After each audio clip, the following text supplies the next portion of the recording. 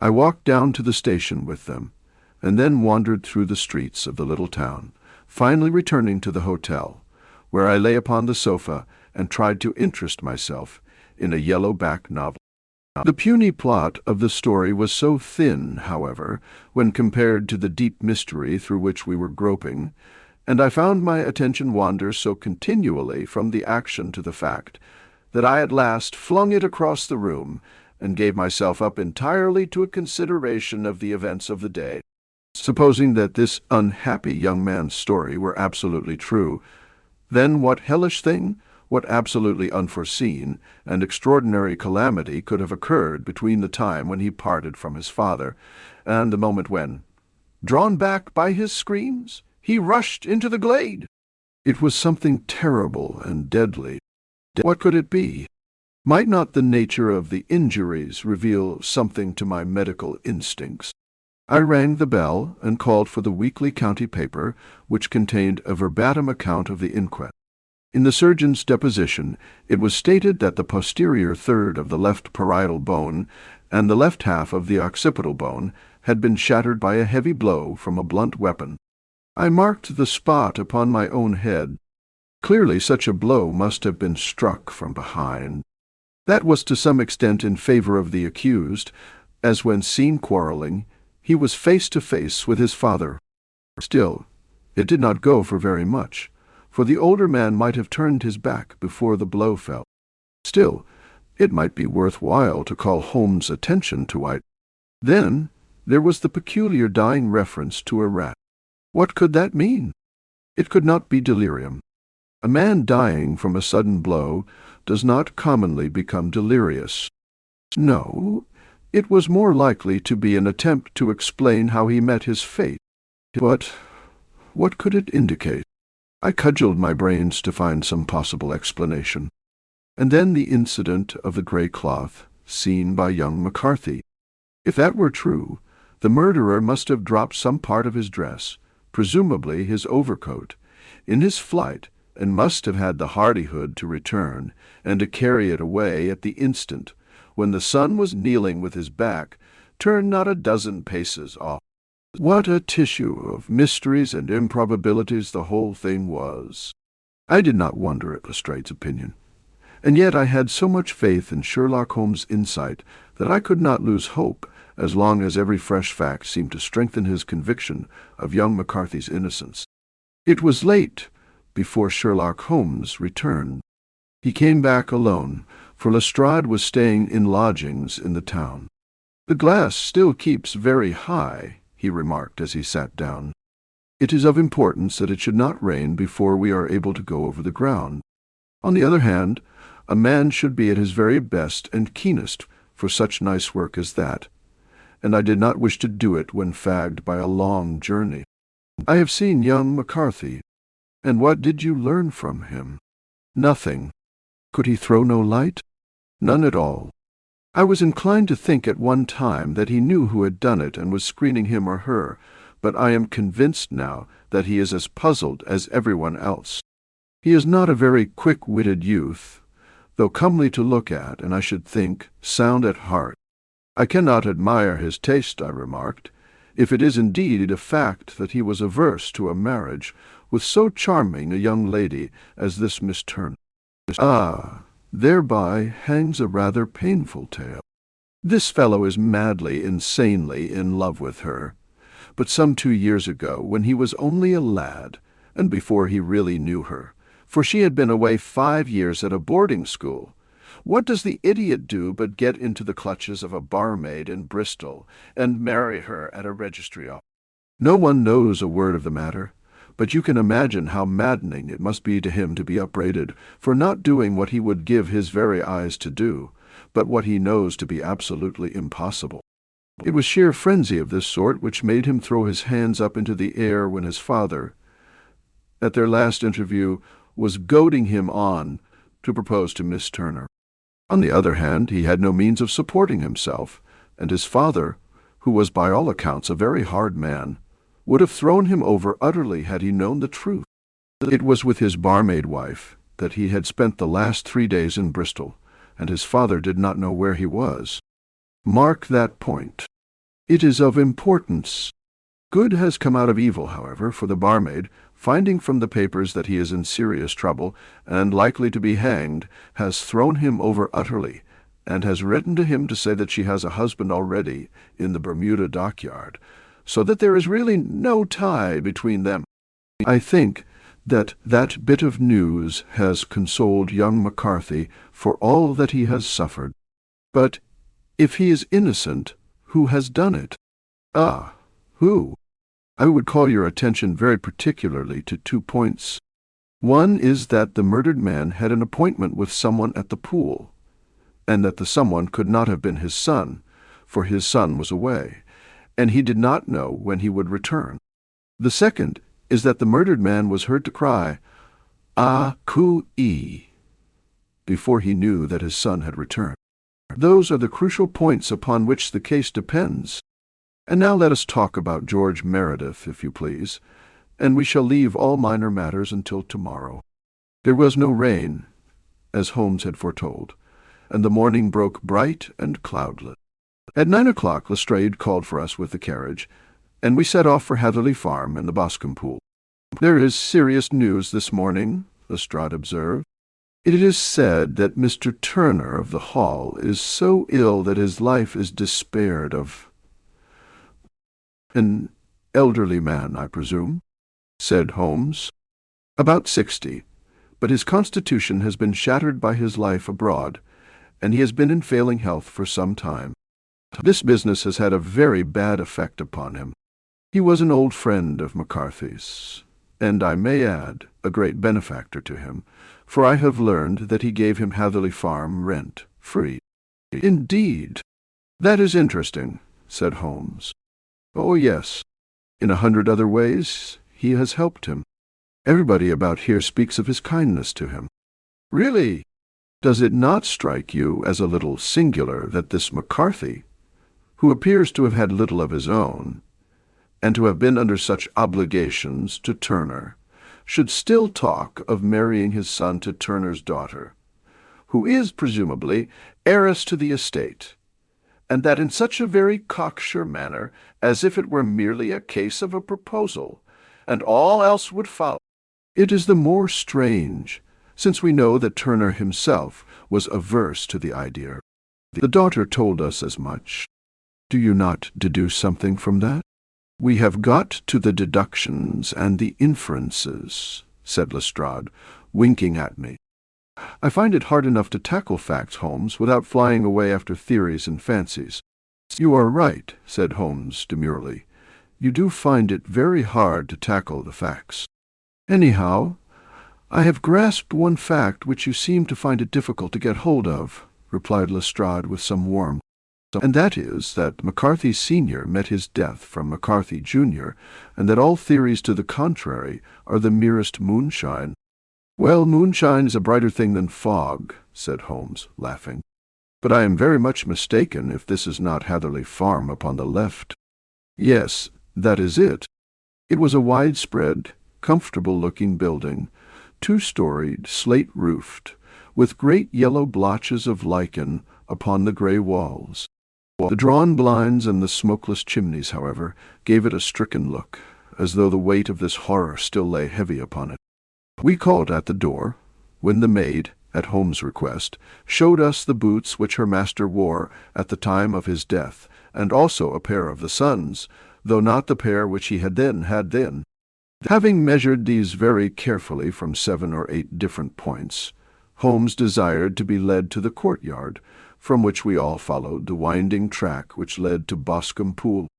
Sherlock Holmes was transformed when he was hot upon such a scent as this. Men who had only known the quiet thinker and logician of Baker Street would have failed to recognize him.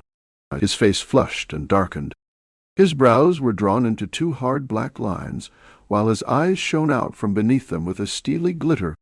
His face was bent downward, his shoulders bowed, his lips compressed, and the veins stood out like whipcord in his long, sinewy neck.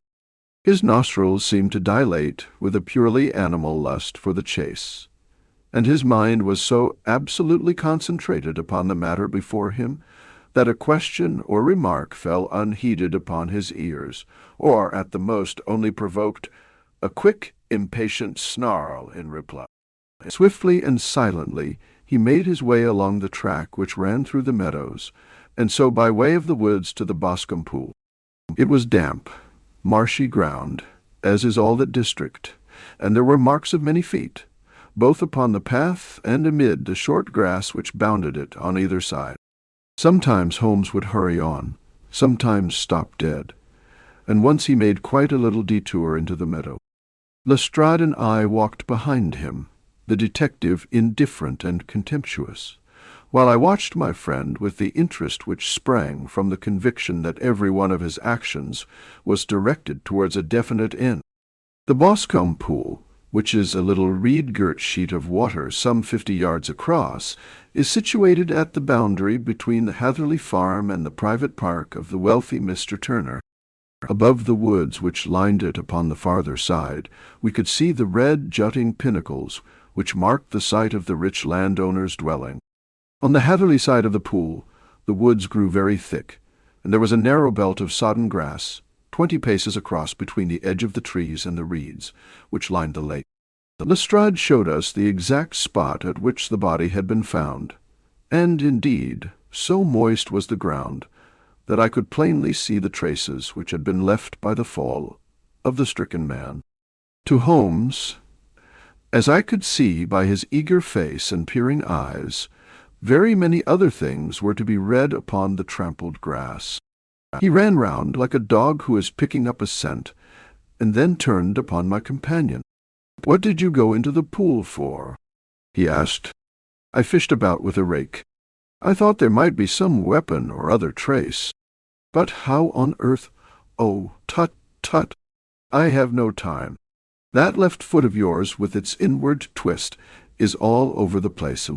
A mole could trace it, and there it vanishes among the reeds. Oh, how simple it would all have been had I been here before they came like a herd of buffalo and wallowed all over it.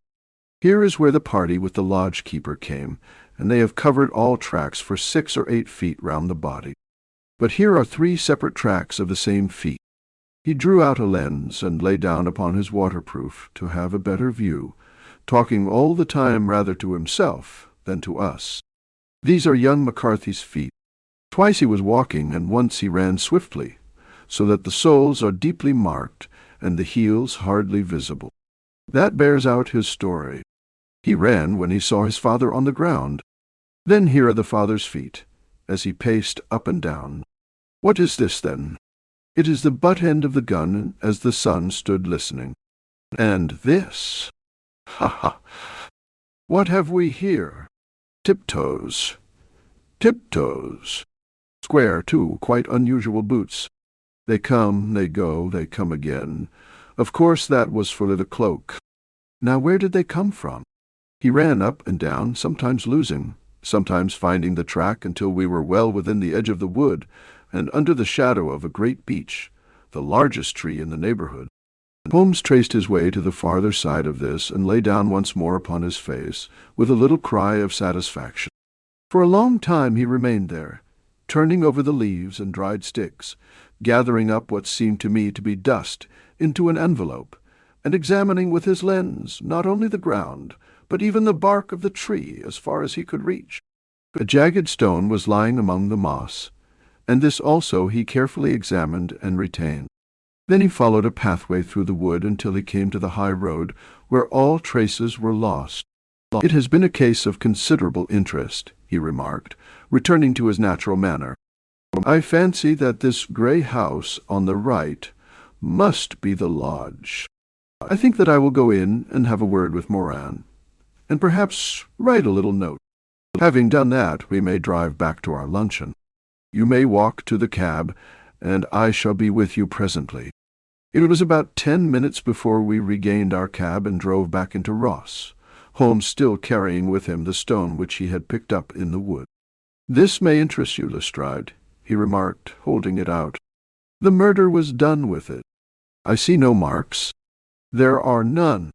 "How do you know, then?" "The grass was growing under it. It had only lain there a few days." There was no sign of a place whence it had been taken. It corresponds with the injuries. There is no sign of any other weapon. And the murderer is a tall man, left-handed, limps with the right leg, wears thick-soled shooting boots and a gray cloak, smokes Indian cigars, uses a cigar holder, and carries a blunt penknife in his pocket.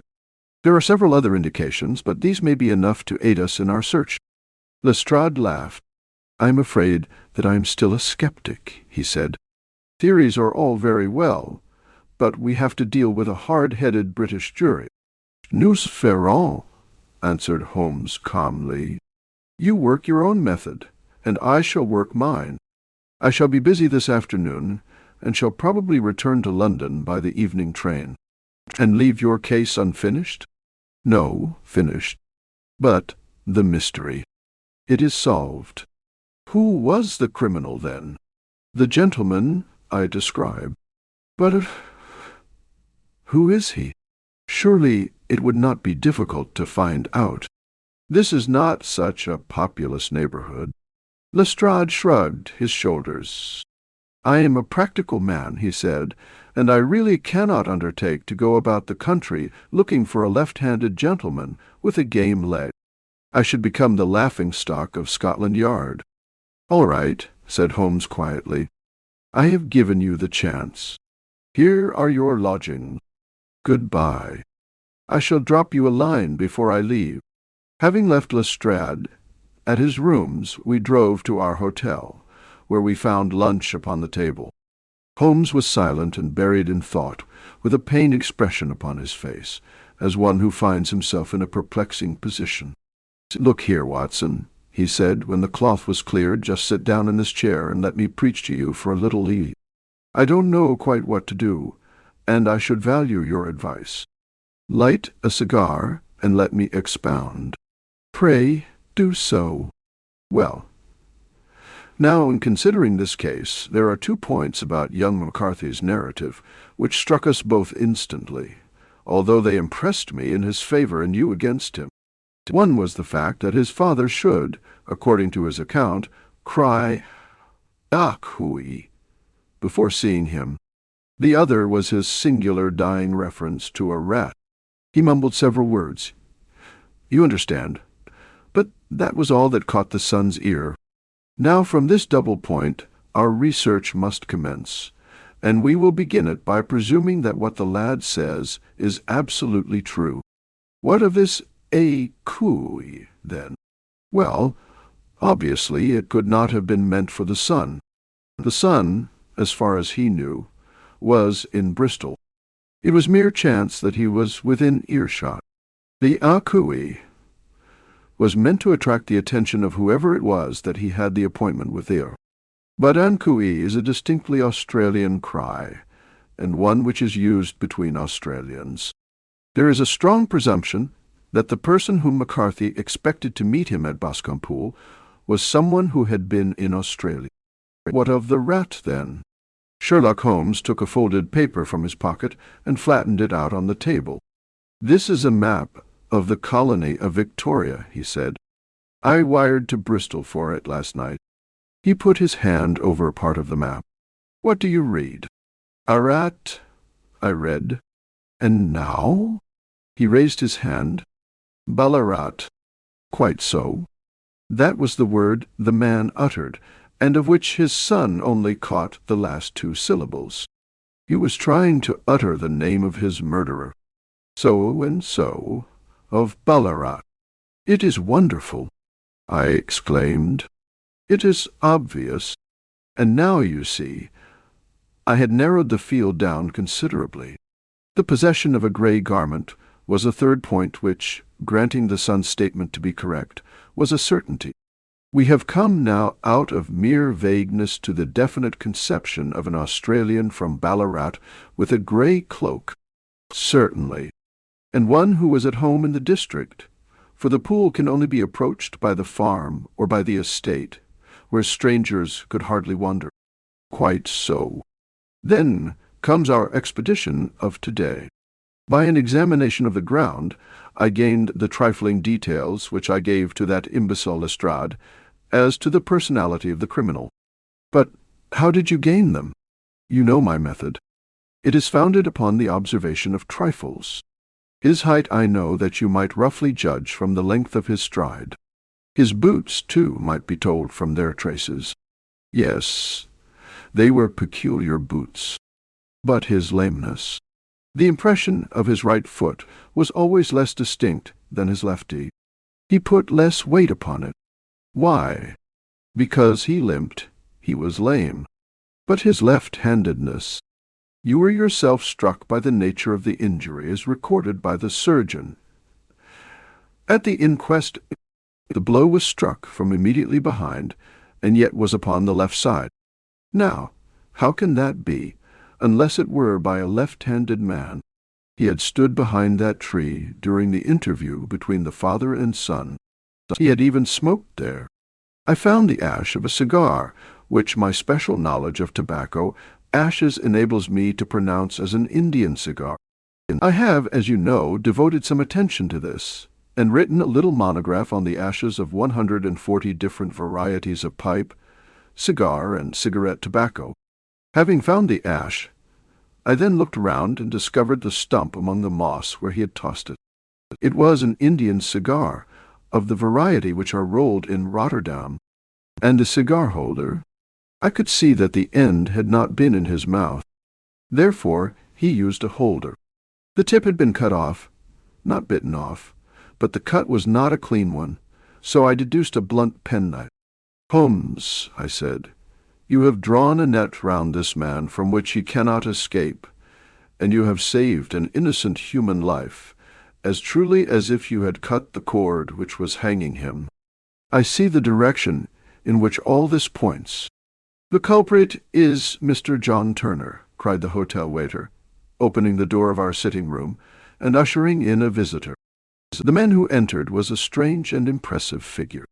His slow, limping step and bowed shoulders gave the appearance of decrepitude, and yet his hard, deep-lined, craggy features and his enormous limbs showed that he was possessed of unusual strength of body and of character. His tangled beard, grizzled hair, and outstanding, drooping eyebrows combined to give an air of dignity and power to his appearance.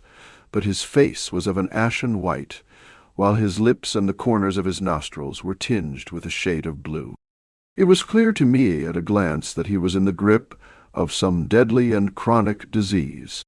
"Pray, sit down on the sofa," said Holmes gently. "You had my note?" "Yes. The lodge-keeper brought it up. You said that you wished to see me here to avoid scandal. I thought people would talk if I went to the hall. And why did you wish to see me?" He looked across at my companion with despair in his weary eyes, as though his question was already answered. "Yes," said Holmes, answering the look rather than the words. "It is so. I know all about McCarthy." The old man sank his face in his hands. "God help me!" he cried. "But I would not have let the young man come to harm. I give you my word that I would have spoken out if it went against him at the assizes." "I am glad to hear you say so," said Holmes gravely. "I would have spoken now, had it not been for my dear girl. It would break her heart. It will break her heart when she hears that I am arrested." "It may not come to that," said Holmes. "What?" "I am no official agent. I understand that it was your daughter who required my presence here, and I am acting in her interests. Young McCarthy must be got off, however." "I am a dying man," said old Turner. "I have had diabetes for years. My doctor says it is a question whether I shall live a month. Yet I would rather die under my own roof than in a jail." Holmes rose and sat down at the table, with his pen in his hand and a bundle of paper before him. "Just tell us the truth," he said. "I shall jot down the facts. You will sign it, and Watson here can witness it. Then I could produce your confession at the last extremity to save young McCarthy. I promise you that I shall not use it unless it is absolutely needed." "It's as well," said the old man. "It's a question whether I shall live to the assizes, so it matters little to me. but I should wish to spare Alice the shock. And now I will make the thing clear to you. It has been a long time in the acting, but will not take me long to tell. You didn't know this dead man, McCarthy? He was a devil incarnate. I tell you that God keep you out of the clutches of such a man as he. His grip has been upon me these 20 years, and he has blasted my life. I'll tell you first how I came to be in his power. It was in the early 60s at the diggings. I was a young chap then, hot-blooded and reckless, ready to turn my hand at anything. I got among bad companions, took to drink, had no luck with my claim, took to the bush, and in a word became what you would call over here a highway robber. There were 6 of us, and we had a wild, free life of it, sticking up a station from time to time, or stopping the wagons on the road to the diggings. Black Jack of Ballarat was the name I went under, and our party is still remembered in the colony as the Ballarat Gang. One day a gold convoy came down from Ballarat to Melbourne, and we lay in wait for it and attacked it. There were 6 troopers, and 6 of us, so it was a close thing, but we emptied 4 of their saddles at the first volley. 3 of our boys were killed, however, before we got the swag. I put my pistol to the head of the wagon driver, who was this very man McCarthy. I wished to the Lord that I had shot him then, but I spared him, though I saw his wicked little eyes fixed on my face, as though to remember every feature. We got away with the gold, became wealthy men, and made our way over to England without being suspected. There I parted from my old pals, and determined to settle down to a quiet and respectable life. I bought this estate, which chanced to be in the market, and I set myself to do a little good with my money to make up for the way in which I had earned it. I married too, and though my wife died young, she left me my dear little Alice. Even when she was just a baby, her wee hand seemed to lead me down the right path as nothing else had ever done. In a word, I turned over a new leaf, and did my best to make up for the past. All was going well when McCarthy laid his grip upon me. I had gone up to town about an investment, and I met him in Regent Street with hardly a coat to his back or a boot to his foot. "Here we are, Jack," says he, touching me on the arm. "We'll be as good as a family to you. There's 2 of us, me and my son, and you can have the keeping of us. If you don't, it's a fine, law-abiding country is England, and there's always a policeman within hail. Well, down they came to the West Country. There was no shaking them off, and there they have lived rent-free on my best land ever since. There was no rest for me, no peace, no forgetfulness. Turn where I would, there was his cunning, grinning face at my elbow. It grew worse as Alice grew up, for he soon saw I was more afraid of her knowing my past than of the police. Whatever he wanted, he must have, and whatever it was I gave him without question. Land, money, houses, until at last he asked a thing which I could not give. He asked for Alice. His son, you see, had grown up, and so had my girl. And as I was known to be in weak health, it seemed a fine stroke to him that his lad should step into the whole property. But there I was firm. I would not have his cursed stock mixed with mine. Not that I had any dislike to the lad, but his blood was in him, and that was enough. I stood firm. McCarthy threatened. I braved him to do his worst. We were to meet at the pool midway between our houses to talk it over. When I went down there I found him talking with his son, so I smoked a cigar and waited behind a tree until he should be alone. But as I listened to his talk, all that was black and bitter in me seemed to come uppermost. He was urging his son to marry my daughter with as little regard for what she might think as if she were a slut from off the streets. It drove me mad to think that I and all that I held most dear should be in the power of such a man as this. Could I not snap the bond? I was already a dying and a desperate man. Though clear of mind and fairly strong of limb, I knew that my own fate was sealed. But my memory and my girl, both could be saved if I could but silence that foul tongue. I did it, Mr. Holmes. I would do it again, deeply as I have sinned. I have led a life of martyrdom to atone for it. But that my girl should be entangled in the same meshes which held me was more than I could suffer. I struck him down with no more compunction than if he had been some foul and venomous beast. His cry brought back his son, but I had gained the cover of the wood, though I was forced to go back to fetch the cloak which I had dropped in my flight. That is the true story, gentlemen, of all that occurred. Well, it is not for me to judge you, said Holmes, as the old man signed the statement which had been drawn out. I pray that we may never be exposed to such a temptation. I pray not, sir. And what do you intend to do? In view of your health, nothing. You are yourself aware that you will soon have to answer for your deed at a higher court than the assizes. I will keep your confession, and if McCarthy is condemned, I shall be forced to use it. If not, it shall never be seen by mortal eye, and your secret, whether you be alive or dead, shall be safe with us. Farewell, then, said the old man solemnly. Your own deathbeds, when they come, will be the easier for the thought of the peace which you have given to mine. Tottering and shaking in all his giant frame, he stumbled slowly from the room. God help us, said Holmes, after a long silence.